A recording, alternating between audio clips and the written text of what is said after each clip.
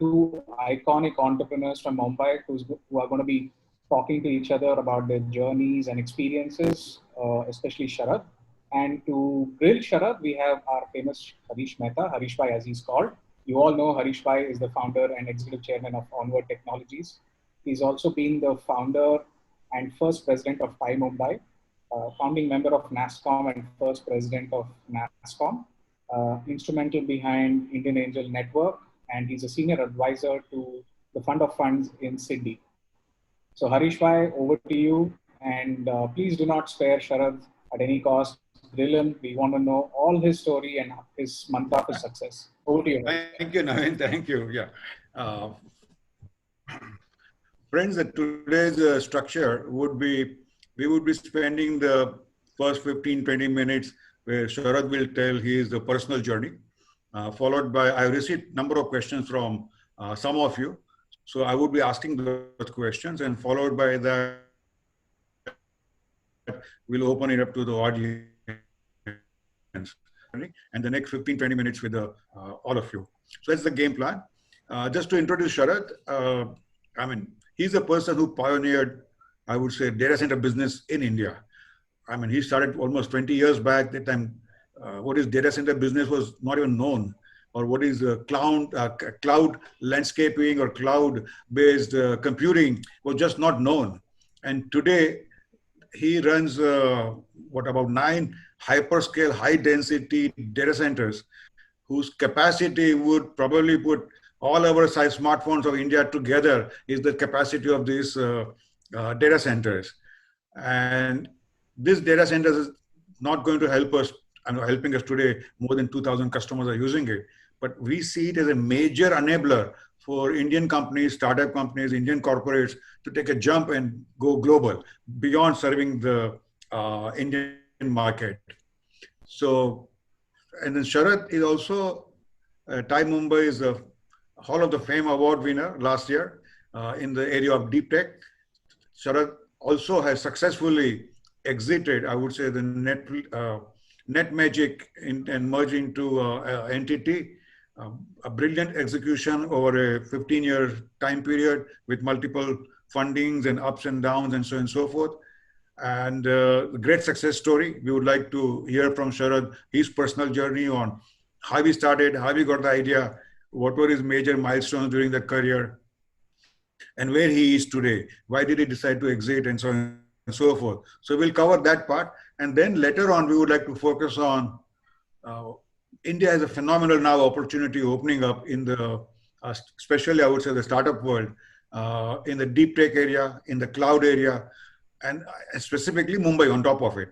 Because as all of you know, Jio raised $20 billion from city of Mumbai in some sense. So that's the kind of brand Mumbai is enjoying. So we'll have a great conversation with Sharad going forward. So Sharad, over to you now.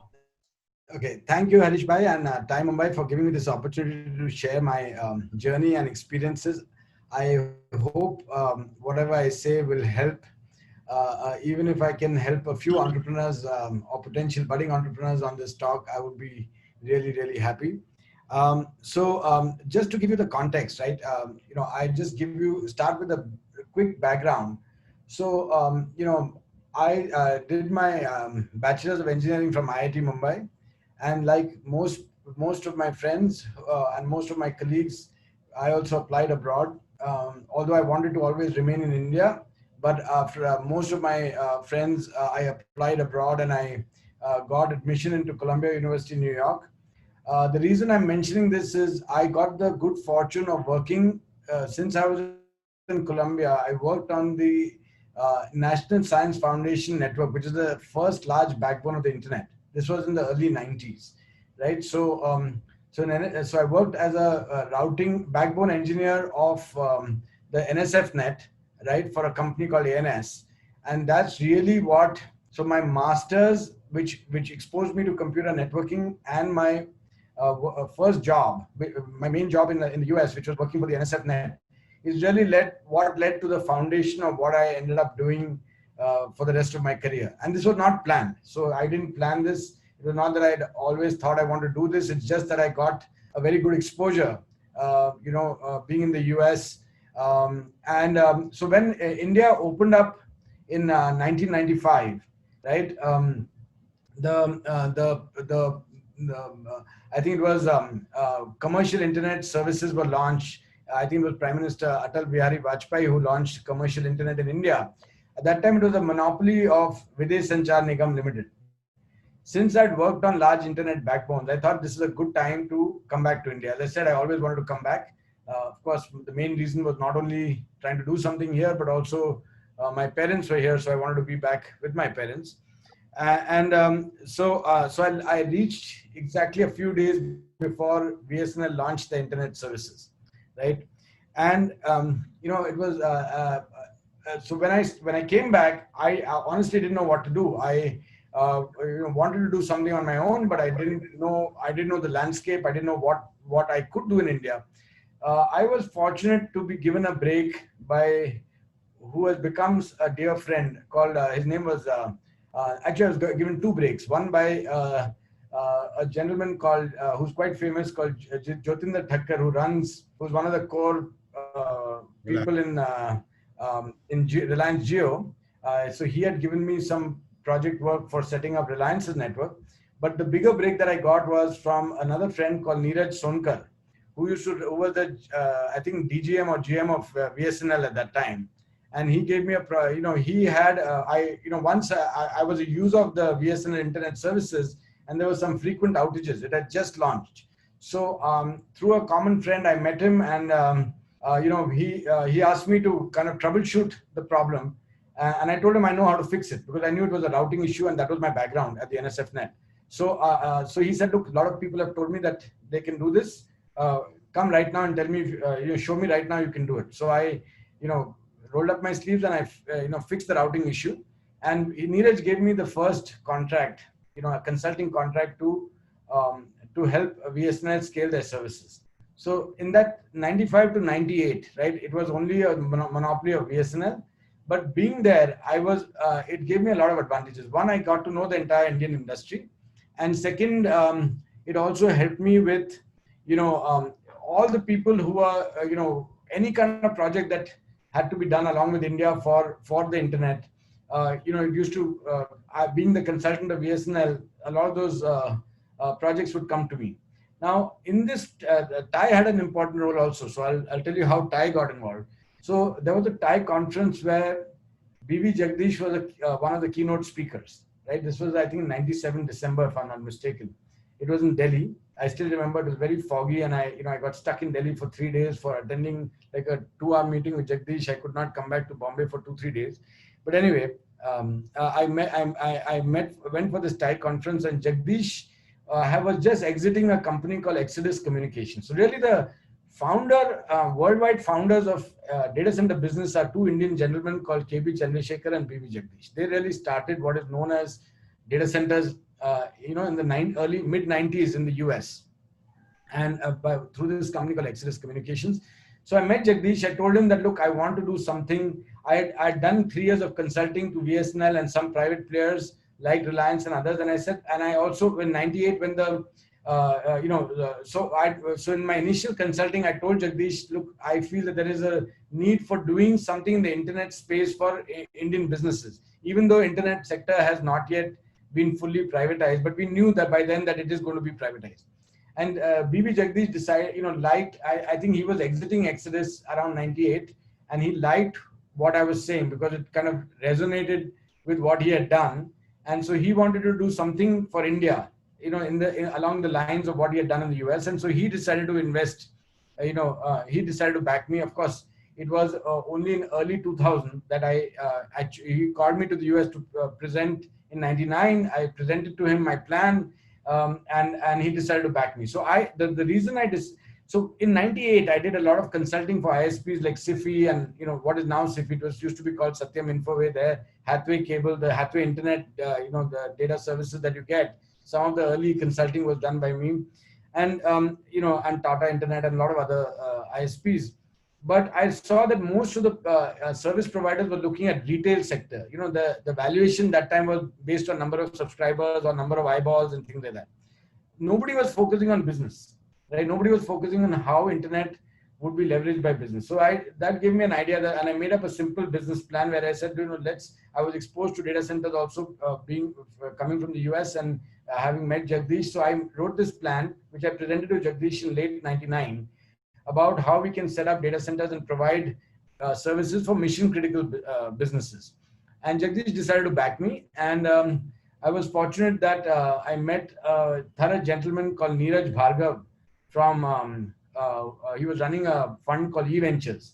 So Neeraj also decided to back me. And so Jagdish brought in other investors like Chandrasekhar and Kanwal Rekhi, some angel investors. And Jagdish also brought in the late VG Siddharth. So he also invested through his, he had a fund called GTB fund. So they all decided to invest in my first round. And we raised $4 million US in the year 2000. And we set up our first data center, which was a small facility. It had about 10,000 square foot of raised floor, but we only set up the first 2,000 or 3,000 square feet. And we set that up. eVentures had a lot of portfolio companies that needed, hosting. So one of the eVentures partners said, when they asked him, why are you investing in this? Because everybody at that time was investing in dot-coms. He said, look, I don't know if dot-coms will ever make money, but just like the gold rush, everybody's going to find gold. It's the guys with the shovels who are making the money, and this guy is the ventures and set up India, one of the first data centers in the country in the year 2000. I think Satyam and we set up at the same time, which is roughly September, October 2000. And but the Satcom crash, and a lot of my initial customers were eVenture funded companies. And they were the only ones I'd given credit to, because I said, oh, see, that resulted in and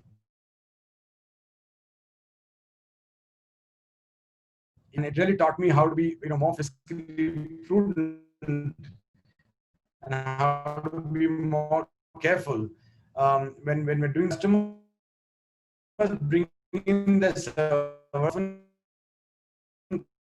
customers bring their servers in, and so honestly, if a customer doesn't have bad debts and to actually incur losses of somebody, taught me a lesson about how to be more careful when we're doing, in terms of how much credit to extend and how we should look at credit ratings and things like that. Anyways, so the dot-com crash happened in 2001, 2002. Exodus Communications themselves went bankrupt. They were no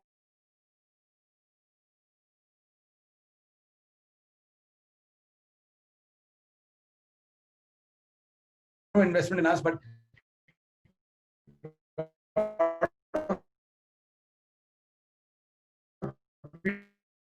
people said that if Exodus like company can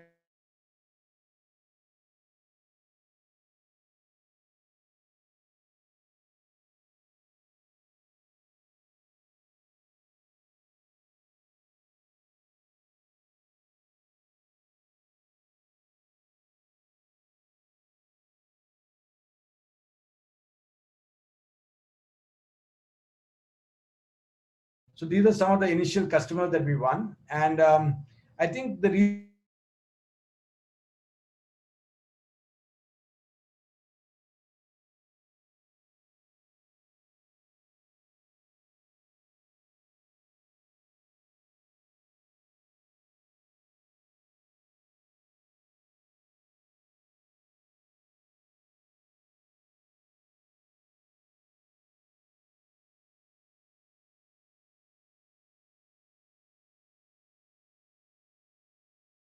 a core competence and outsourcing something to experts, where you're sharing costs of power, connectivity, as well as managed services, is fundamentally a strong model. And the reasons Exodus and some of the other guys failed was not because of the business model, it was because of the too much exposure to .com and too much leverage that they took to expand very fast, right?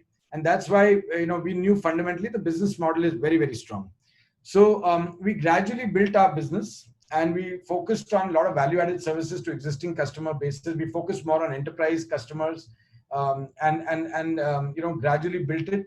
We generated enough profits in the next 5-6 years that we could build 2 more smaller facilities, one more in Bombay and one more in Bangalore. At that time, we were building 10,000 square foot facilities, and we thought they were large, right? Today, just to put things in perspective, every data center that we build is about between 300 to 400,000 square foot. And we are now built data center parks where we actually have 6-7 buildings of 300,000 square foot each, right? That's the scale that we've advanced to in the last 20 years. But anyway, that time it was small, so we built that. And suddenly in 2006, we found that suddenly we started getting a lot of the VCs like Sequoia and others started approaching us, right? We didn't know what happened, but we just saw people approaching us saying, "Would you be interested in all?" We were focusing on how to gain maximum revenue from our clients, and so we did a lot of innovation in terms of managed services, managing operating systems, databases, etc. In addition to just co-location and power. And suddenly we saw, and then we realized that in the US also, people have started increasing their prices. Data centers were becoming hot. This is the time when I think Amazon started innovation on cloud computing, right? And so suddenly data centers started becoming, very, very hot, right? And by 2007, multiple VCs had approached us because we were the only ones that, all the others were, either publicly listed companies or really large players. And so they came to us, and we raised our second round of funding from Fidelity and Nexus. Nexus had acquired eVentures. So I'd like to recognize both my board members from, Sandeep Singhal from Nexus, who was at eVentures earlier, who's been a great help throughout. He was a great advisor and one of the most brilliant board members you can have. And also Raj Duggar, who from Fidelity, who was equally good. I mean, he was really, really insightful. And I think they complemented each other because they brought different perspectives.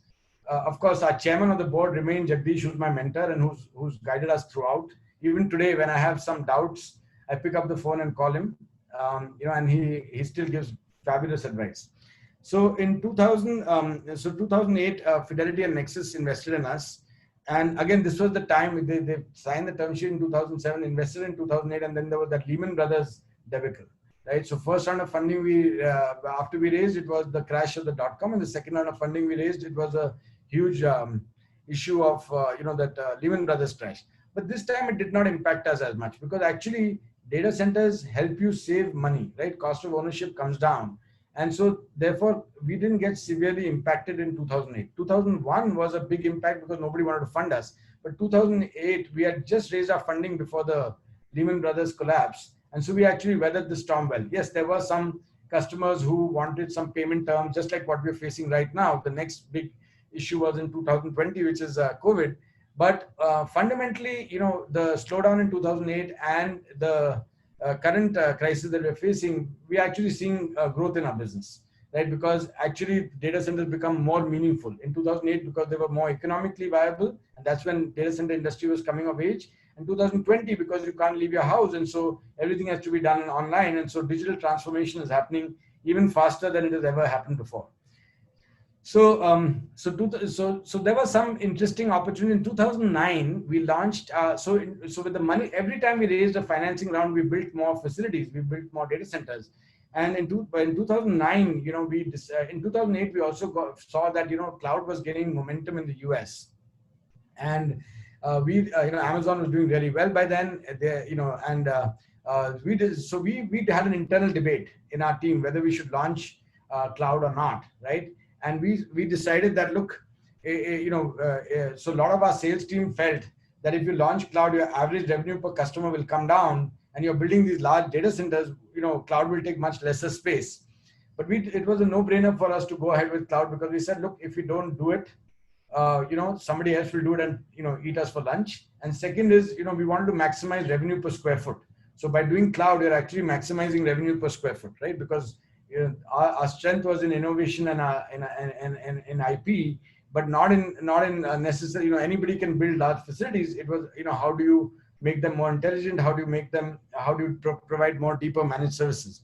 So we launched our cloud. I still remember Steve Ballmer of Microsoft launched our cloud. There was a Microsoft event, and we were using our first variant of cloud was launched.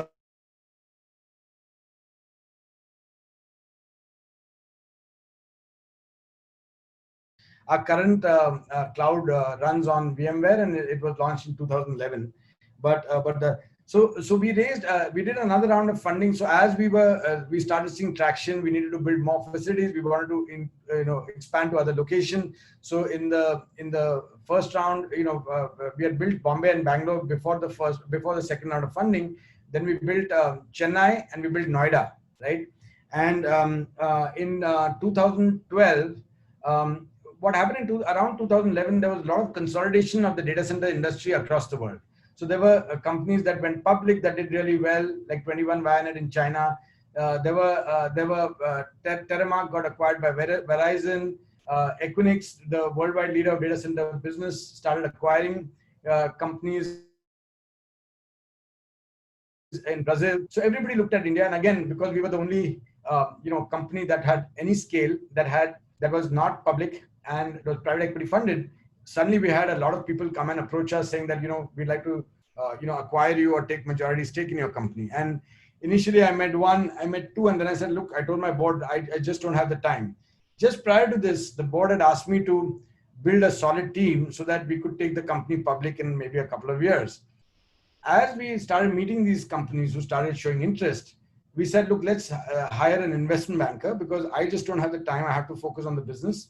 So we hired Credit Suisse, and they did a process where they got multiple players to, they set up a data room and they got multiple players to bid. We said, let's see what are the kind of valuations they said.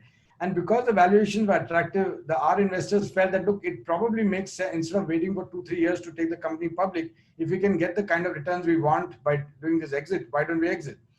I was very clear I wanted to continue, because I thought it was, at that time, the hyperscalers had still not come into India, and we knew that, that this is just the tip of the iceberg. In fact, I feel even now, there's a huge growth potential even after building these kind of capacities that I'll share with you later.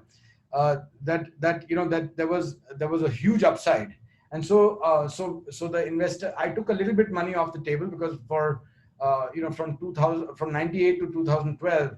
I had not taken out any money. So I sold a small stake. My employees, so we selected Entity, and I'll tell you why we selected Entity. We had multiple players. There were some US companies. There was Entity from Japan. The reason we selected Entity was because, one, we found that the culture was very similar to ours. Second, we found a lot of synergy, because I wanted to continue and build the business. And therefore, I found that Entity was the right partner, because they not only brought in capital, but they also they had global sales presence, so they could bring us the global clients into India. A lot of our cloud work that we were doing, they were interested in that, so we could take some of our cloud features global, and we could share best practices, and so all these reasons, we felt that Entity was a better partner than any other, let's say, a private equity firm that wants to take majority stake, or any other partner. Equinix had also approached us, but Equinix was not interested in our network business and was not interested in our managed services business. They only wanted to focus on colo, and therefore we felt Entity was a better partner, and we went ahead with Entity. So that was in 2012. At that time, they bought 74%. There was 17% of the company was with employees, so they had a great exit. Roughly half the company was with investors, so they had a wonderful exit. I sold a few 4-5%, and I kept 26% in the company to build it along with Entity. So for another 5-6 years after that, I built the company with Entity, and then Entity wanted to restructure the company. They're doing a global consolidation, where they want to do a lot more than just data centers and cloud, but also bring in network. They're setting up an international long distance cable to India using, from Chennai and Mumbai. Also, there was a talk of providing an end-to-end, not only data center infrastructure, cloud, network, but also, application services. So they have a company called Entity Data that's acquired multiple companies. And so that was also supposed to be integrated in this whole thing. That is probably going to happen a little later. But So because of this, it made sense for us to, mutually decide to buy the remaining shares.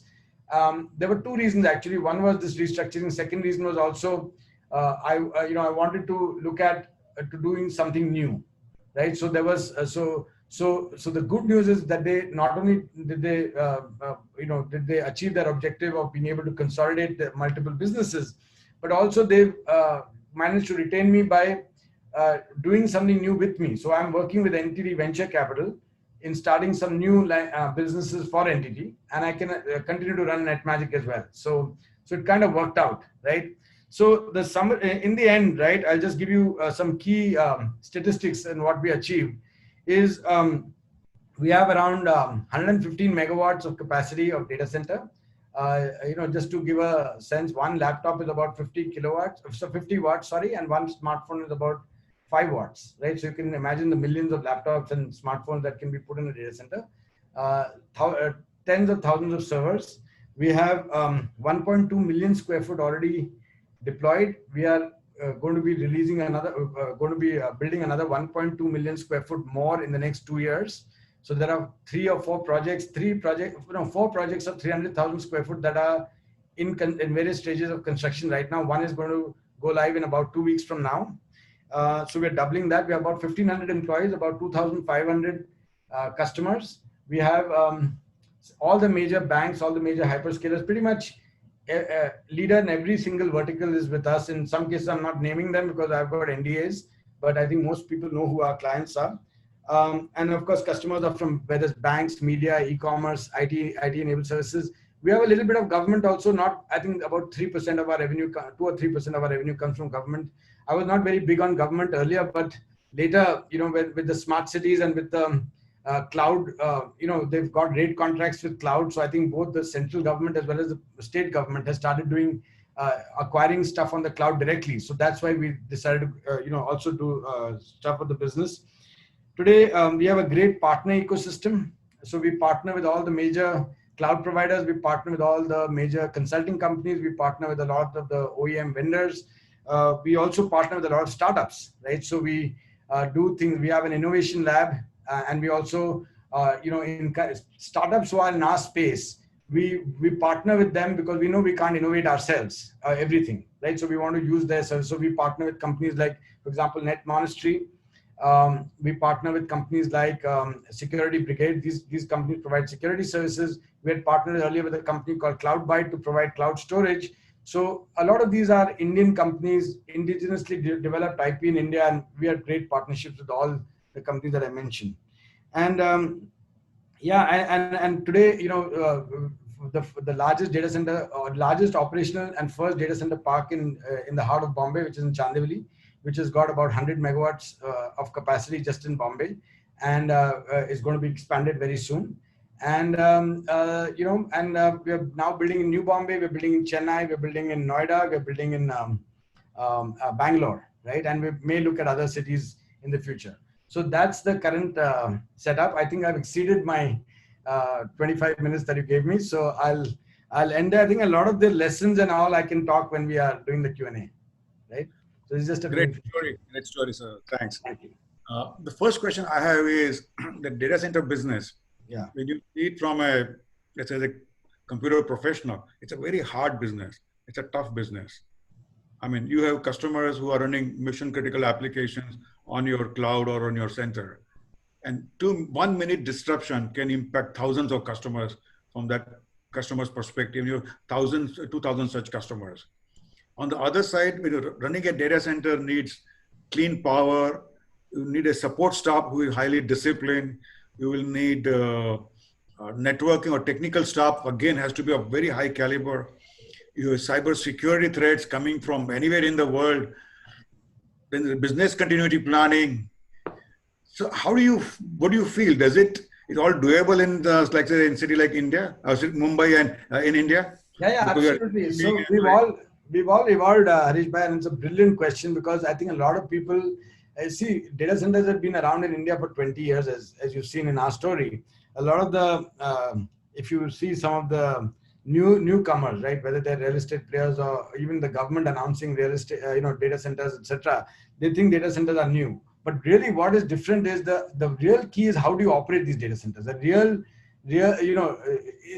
anybody can build a high quality data center, right? Because there are standard consultants available. There is, if you have access to capital, you can build. But operating data centers, as you rightly said, is non-trivial. All the threats that you mentioned, they're all absolutely true, right? So you have to make, even if there's a single second, so you have, n+n redundancy on your UPS systems. You have n+2 redundancy on our generators. So we have enough fuel stocked on the campus so that if power goes away for 2 days, I remember in July 2005 was it, when there was the deluge in Bombay, right? There was a major deluge in Bombay. We had only one facility at that, one or two facilities at that time, and we had to run for 2 days without electricity, and we ran because we had enough fuel stocked, right? So every single possible thing that can go wrong has gone wrong, and we've tested it, and we've managed to come out unscathed. And that requires a lot of discipline. It requires a lot of training. It requires a lot of attention to detail. Even security, as you rightly said, right? There are so many threats. The number of threats, especially in this lockdown, the number of attacks, the number of threats, whether they're denial of service threats, whether there are water holding attacks, whether whether there's malware, there's Bitcoin threat, people are getting, blackmailed, all kinds of stuff happening, right? And there's so many different kinds of attacks, right? That you have to constantly come up with new services. Not everything you can do on your own. So you have to partner with other companies, as I mentioned. Some of the companies that we partner with on threat hunting and EDR are companies like Net Monastery. So you partner with a lot of companies and you come up with a portfolio of services so that you can kind of, and even after all that, you will definitely get there will definitely be a security incident. There'll be some breach. It could be a 0-day attack where some software bug caused it. It could be a customer with a weak application software that got attacked. So you have to figure out how to respond quickly and address it. So that is one of the we've had the highest uptime in the industry. Literally, I can't recall. I think the only one downtime I recall in the last 20 years was when we were doing a UPS maintenance and there was an error made by somebody and that one set of servers went down. But I don't recall in all our current data centers that are running. I don't recall a single major incident from a power perspective. Then there is connectivity, right? So the two lifelines of the data center business are power and connectivity. You have multiple fibers. So you have fibers from Tata, from Reliance. So all our data centers are known as carrier neutral data centers. So we bring in fiber from multiple providers. And the way it works is that even when I started, there was only MTNL providing the last mile.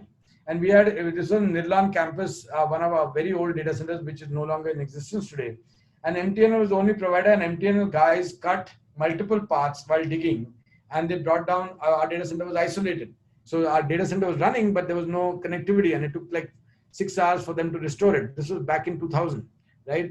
So now, of course, you have multiple fiber providers. So you have to build in the resiliency, multiple paths, routing. You have to take care of your routing so that even if one entire provider goes down, you have multiple paths to route your customers. Then there are denial of service attacks. So every other day, when I started the business, the security attacks were there, but they were few and far between. Now every day there are attacks, right? But we're just still running because, and now the high profile customers, whether they're top government sites or whether there are top banks or whether there are top, global hyperscalers, right? Or manufacturing companies. So the profile of customers also has gone. So it's so non-trivial to get the kind of uptime that we have is absolutely non-trivial. So that's, you hit the nail on the head. But what about the people? I mean, people say Mumbai startups, after a certain level, they move to Bangalore, they say, because... So not for data centers at all, because data center capital of India is Bombay. As I said, there are two lifelines, which are best in Bombay. One is power. So Bombay's power actually, as per statistics, Tata Power's statistics are better than the power utility of New York, right? So there are 100 years. In the last year, we had only about 35 or 40 minutes of downtime on either Tata Power or Adani, right? And we have, of course, had generators backup as well. So that power is one. Second is connectivity. So it has got the cable landing station, plus it has got very good, robust domestic network. And third is also it's the financial capital of India. So a lot of the businesses are headquartered here. And the people, there's absolutely no problem in terms of talent for our business. I think Bombay in general, right, as you rightly said about the Geo platform story, right, Bombay doesn't has all the good things in terms of power, connectivity, people, talent, everything, good schools, colleges, no problem. I think the only thing where Bombay was a little behind Bangalore was in real estate costs, is my opinion. But I think now with this work from home and with hopefully with some real estate cost rationalization because of this crisis, maybe that will also go away. So I don't see any reason if Geo could do such a good job in terms of attracting and retaining talent in Bombay, and we've done the same in data centers. Although we have data centers in multiple cities, our headquarters are in Bombay. So I think certain areas like fintech, media, data centers, and of course now with Geo, pretty much everything, right, is headquartered in Bombay. So I don't know why people are, yeah. You are now also an investor. You're also looking at NTT Venture. What kind of companies, knowing the strengths of Mumbai and what the areas you described, what kind of areas you would invest in now? Yeah, or what you invest in, and what do you plan to invest in? Yeah, so I'll tell you. So my personal interest is in cybersecurity. So I would like to, look at. But given that we're doubling our capacity in 2 years, and given the kind of responsibilities I have, we're also setting up an undersea cable system. So given the kind of responsibilities I had, I realized after I made a few investments that I was not able to do justice, other than just providing my name and money, but I was not really able to spend enough time with the entrepreneurs. So what I've done is I've actually invested in 7 or 8 funds. And one of the funds that I'd like to talk about is this fund called Siana Capital, which is a deep tech fund. So they've invested in companies that really do, some fundamental, it's not a Me Too play anymore. It's more, doing something, whether it's a probiotics company or whether it's a healthcare company or whether it's a company that uses, AI and ML to do diagnosis of diseases, right? Or a wellness company that uses machine learning. So all these are, very unique ideas, and that is something that I invest in. But my personal interest, I think one area where I see huge growth is in cybersecurity. I think, we've got some gems in India and some really good companies, but they're very small. And to get them scale, I think there is a huge upside. They can become global companies. So that's one area that interests me. As I said, I've invested in a couple of deep tech funds, mainly Siana and also Cornerstone. And then there are other funds like Matrix Seed Fund, like an early stage fund of Matrix, K Capital. And then there's one IIT alumni fund that Vikram runs. I forget the name. And then a couple of other funds. Like I've also invested in some late stage funds like Kedara Capital that has some really large deals. So the aim is that, if I like something, then I would recommend them strongly to these funds so that they can do more time mentoring and diligence, and I can step in when required. So what advice you would give to after this COVID impact, number of startups are going to reboot themselves. What would you recommend to them? So first of all, I think two simple advices. One is, of course, conserve cash, right? So I know of startups that even I've invested in that they raised money from the marquee investors, but they were just blowing money left, right, and center and couldn't survive, right? Unfortunately, I don't want to name the companies, but so obviously conserve cash, be very careful. You don't assume that, the capital is always there and, you can just spend it. So obviously make sure that you have, conserve cash. I'm not saying don't take risk, but look at the, make sure that you have enough leeway to survive. And of course, other thing I'd say is that, look, anytime there's an adversity. So we went through an adversity in the 2001 .com crash, and we came up with a whole suite of managed services, right? 2008, we came up with cloud, right? So whenever there's an adversity, there's also an opportunity. So, I would strongly advise fellow entrepreneurs to figure out what are the opportunities, to see how they can, leverage the opportunities that the new normal is providing. And of course, be fiscally prudent so that you can have enough headroom to, kind of make the pivot, if you will, to adjust to the new normal. There is a question from the audience here asking, do you do any Bitcoin processing? No, we don't. The Bitcoin processing, I looked at it. So I'll be very honest. I looked at it because there were, I knew that I'd heard that, In China, there was a whole bunch of data centers that were just doing Bitcoin processing. But I think by the time we kind of got involved and looked at it, you really couldn't make money. So we feel that we looked at the economics, and we always do. I'm conservative and a bottom line focused guy, and maybe because I'm from Bombay and not Bangalore, but whatever. I looked at I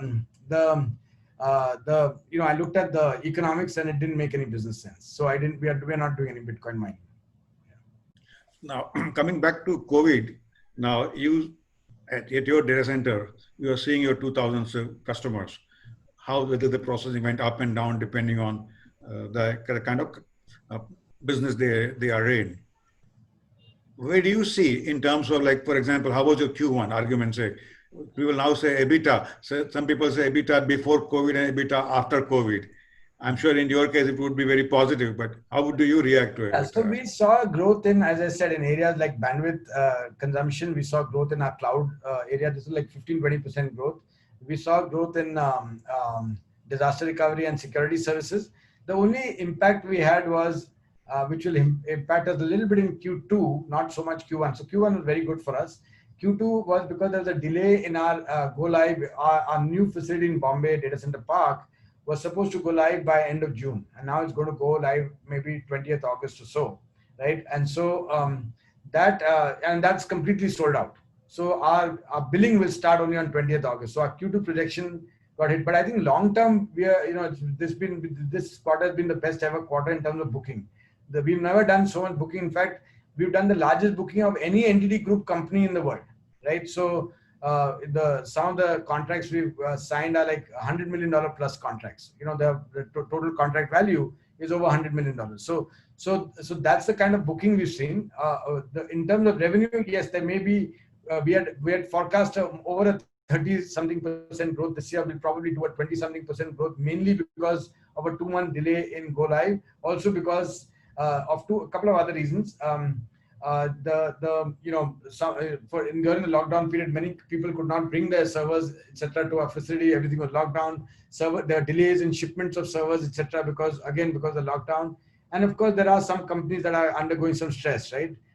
For example, we host all the major travel portals of the country. Whether it's, we do something with Make My Trip, we do something with Yatra, we do something. Now, these guys are also stressing, so their growth will not be as much as it is. The good thing about our business is it's a recurring revenue business. So once you get a client, typically, unless you screw up, the client stays with you for years. So as I said, India Infoline has been with us for 20 years. So have some of these other companies that I mentioned. And as they grow, we grow. So some of that growth in certain sectors may not happen. But still, we believe we'll grow at least by 20% this year. Okay, let me take a question a little differently now from Indian perspective. If India has to reach 5 trillion economy as early as possible, one of the enabler would be the entire MSME, SME sector. Yeah.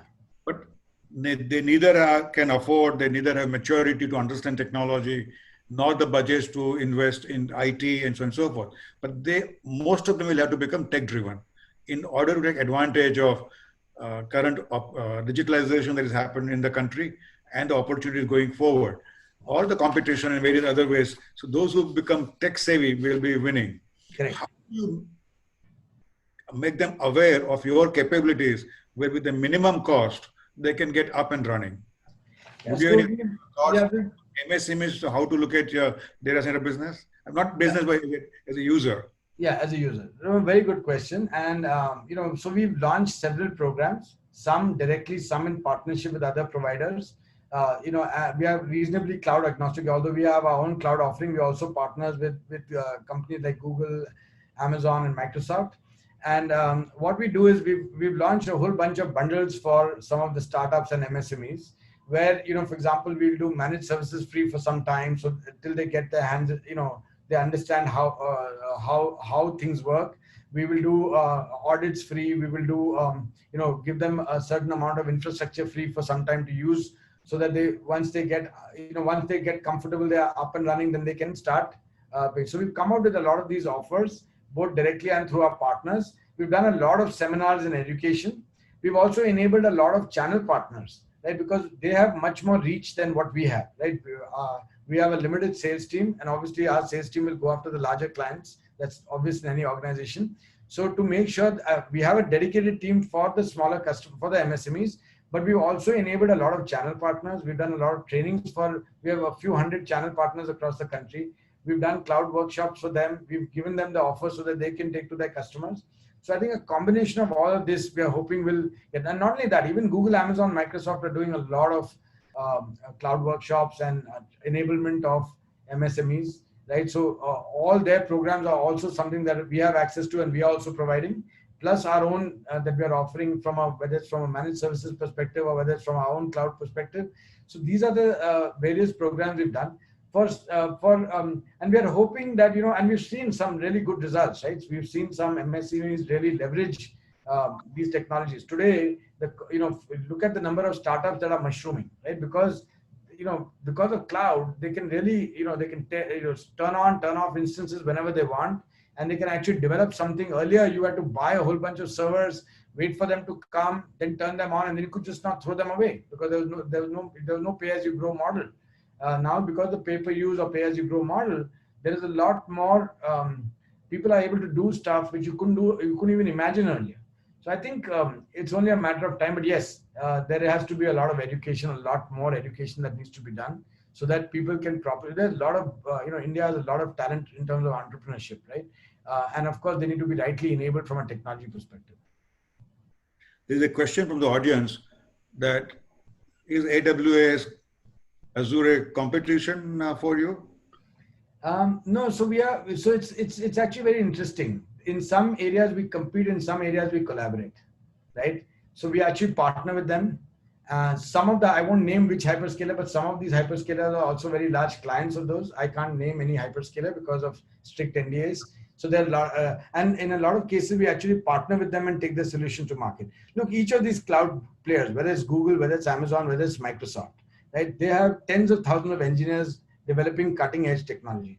We have our own cloud offering in India, but we obviously don't have that depth or that range of offerings that they have. So in a lot of cases, if it comes to simple storage, compute, network, software-defined storage, software-defined compute, software-defined network, basic features like containers and stuff like that we have. But then when you need some more advanced features, right, then we look at partnering with these. So in some cases, we've stitched solutions like hybrid solutions along with them. In some cases, we've just gone with them and provided that solution because we felt that was the best for our customer.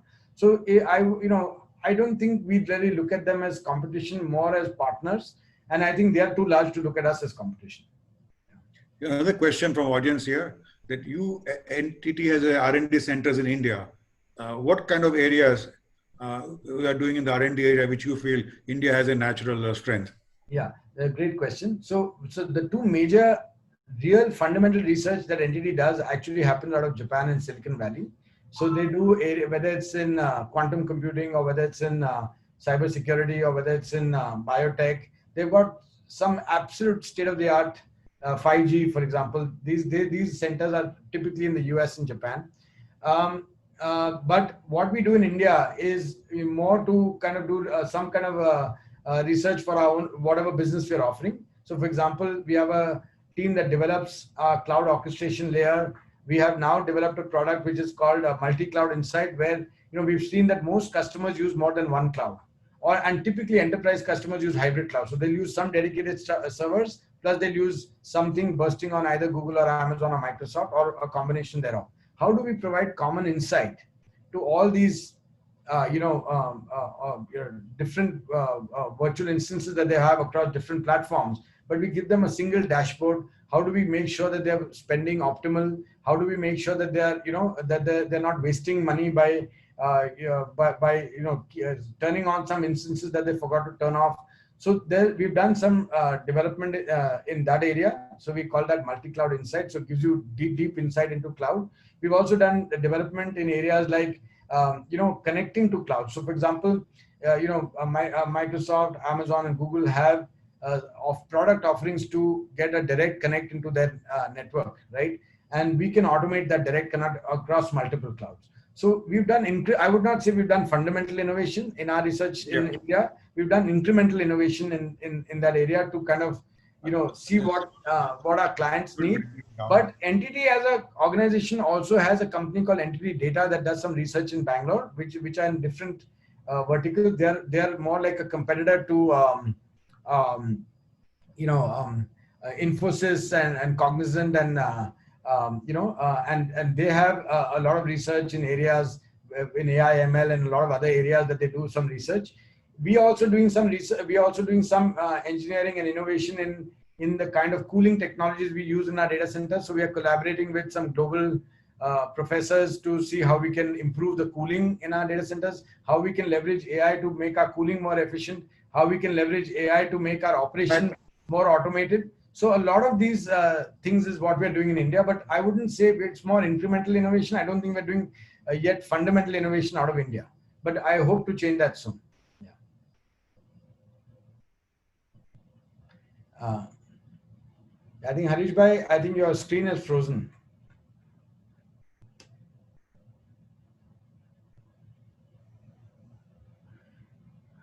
Yeah, Naveen, can you hear me, Naveen?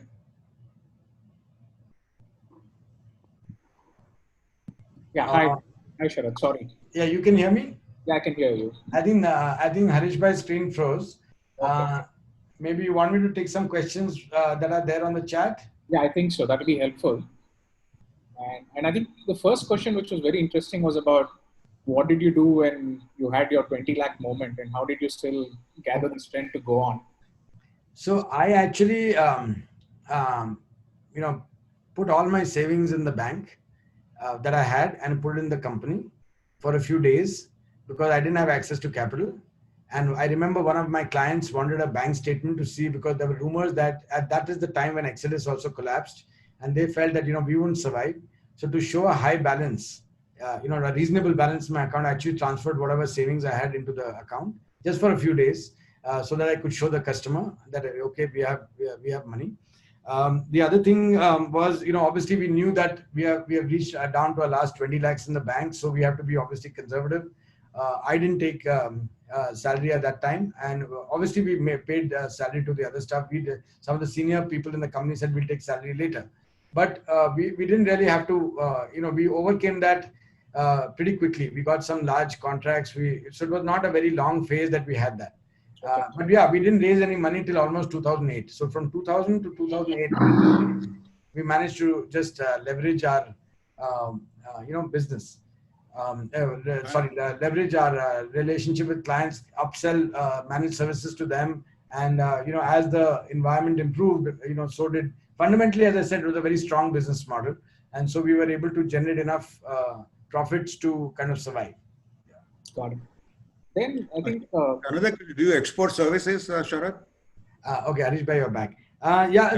We do. So we have two kinds of dollar billing that happens. In terms of export of services is for remote infrastructure management. So thanks to Entity, which has sales teams across the world, very often customers want their digital infrastructure to be monitored and managed remotely. And so we are managing customers in Japan, in Europe, in the US from India. So that is our true export of services. There are some global clients who don't have offices in India, who want co-location in India because they want to make sure that they have good performance to the clients that they're serving. See, data center business, you'll never have a case where a client in the US, right, if he's targeting an audience in the US, he'll never host in India, right? That will never happen because you always want to be closest to your end users, because that's where you get best performance. Price performance is also better. So it's not that, so it's when the global multinationals come to India, it's because they're targeting the Indian audience. So that's where we have, that these are the two types. So if the company has typically an Indian operation, they'll probably give us a contract in INR. But if they don't have an Indian operation, but they want to target customers in India, then they will probably give us, a foreign currency contract. But the services that we're delivering from India for clients overseas, where the infrastructure is overseas, is remote infrastructure management. Okay. Now I think we have a few minutes left. So I'll have some quick round of questions to you. Sure. If you have to recommend one recommendation to maybe the city level or a state level or a central level, what would that be in terms of regulation? So in terms of regulation, first of all, don't regulate cloud computing. I believe TRA is looking to regulate cloud, my suggestion is government should stay out. Industry will find its way. Do not regulate, right? That's my overall this thing. But other than that, I think we need some power reforms. I think the way there are all kinds of conditions, even when you want to do, like, for example, we are foraying into renewable energy because we recognize we are utilizing a lot of power and we want to be good to the environment. So while government has given incentives to do renewable energy, it's, there are a lot of things that can be improved further. So I think in the power area, I'd like to introduce, and in general, govern less. So don't govern. Okay. Yeah. How about government as a user? Government as a user, they pay on time. If they pay on time. Yeah, so we've not been very bullish for the way things were in the past, but I've seen a huge improvement in the recent past. Whether it's Maharashtra state government or whether it's the Ministry of Information Technology, they've come up with, they've audited and certified 5 or 6 of us who are cloud providers, and then they've established rate contracts, and then any department can order on anybody, and so it's a very straightforward process. There's also this smart city project that are happening. Those are a little slow. I think they should improve their speed. But overall on the government business, I think I think the main thing is payments on time. I think now the government is doing that, so I think that's okay. Yeah. No, but if you look at, say, Indian citizens, after testing the benefit of digitalization, now they would like to see all citizen services digitalized. And there quite a few of them are in terms of government to automate all their operations. Yeah. Yeah. So whether it's Aadhaar or whether it's a lot of the other services, government has a whole bunch of portals where they're doing that, right? And I think some of those are being run by NIC and not by private players like us. But yes, if there is an opportunity, we'll definitely look at it, as long as it is done on merit and as long as it is done where payments are made on time. The other thing, another recommendation I just remembered is to have a level playing field.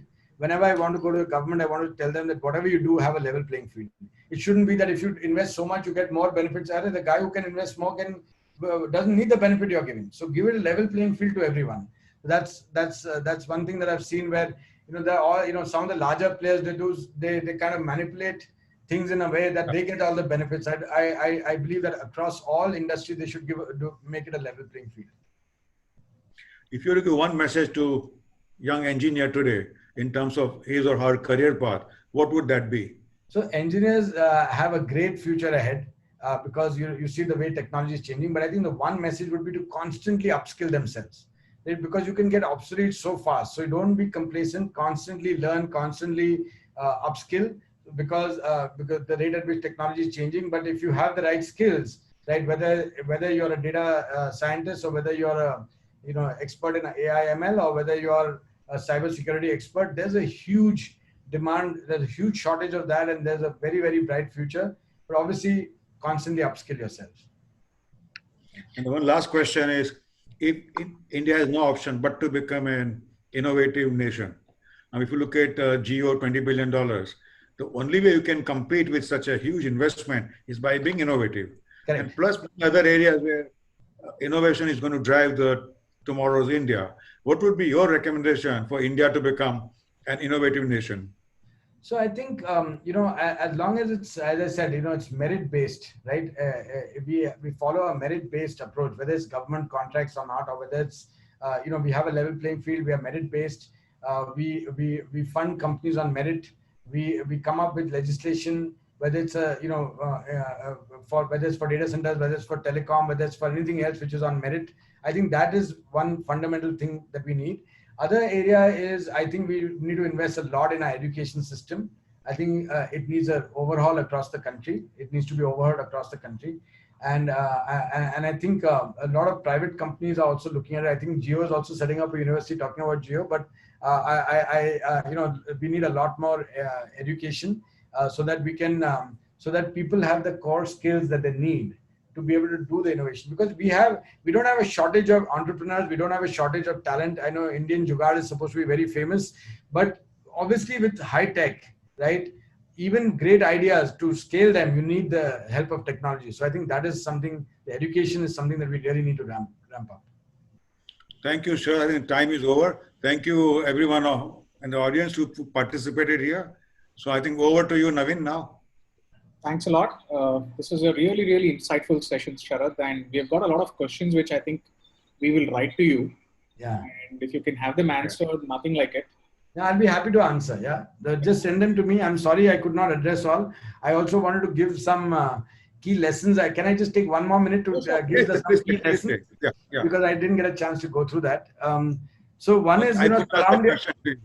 surround yourself with people smarter than you. So all my direct reports add value to me. They're not yes men. Delegate. So when your company grows big, you don't try to do everything on your own. I think customer centricity and customer excellence is very key. You have to be, really fanatic about customer. In our case, as you said, we have to be fanatic about the uptime of our customers. Never compromise core values or ethics. Always look at a long-term thing rather than a short-term gain. So very often, you can get business very quickly, but if customer is doing badly, you can shut him down. But if you give him a little bit of time and you kind of structure something with him, you can probably develop into a relationship. I remember IIFL, India Infoline, right in the beginning when they started in 2000, because of .com bust, they were in trouble. But we worked, Nirmal and I, he came to me, met me, we worked out something, and today he's one of our largest customers, and he's a multi-billion-dollar company, right? IIFL is one of the biggest success stories in India. So look at long-term. When you take risks always, obviously, but you should know what the downside and the upside is, right? You should not be betting your house each time you take a risk. Then obviously there's no substitute for hard work. Self-belief, more passion is key. You can't lose that. I think if you lose that, then your chances of success obviously come down. And obviously constantly, not only for your team but also yourself, you have to constantly upskill. The rate especially in a high-tech industry, the rate at which technology is changing, if I don't constantly read, I will become a dinosaur, right? So constantly have to do that. And so those are some of the key learnings that I've had over the period of time, and I hope this is useful to the other entrepreneurs as well. We'll get you again. Yeah, sure, my pleasure. Thank you so much, Harish Bhai, and thank you, Ty, for having me. Thanks a lot, Sharad. Thank you, Harish Bhai. And folks, we come back day after tomorrow again with Harish Bhai. We are now talking about the greatest sale which happened last week, Majesco InsurTech. This was a part of Ashank Desai's Mastech. And he's going to be going through the story of how he built a product tech story, a product company story out of Mumbai. And I think they sold it for some $590 million. So that chat is going to happen day after tomorrow. So please do join us for that. And if you want to know how he has taken his company, built it through, please join us for that. Thanks again, everybody. And see you soon. Thank you, Sharad. Thank you, Naveen. Thank you. Bye-bye.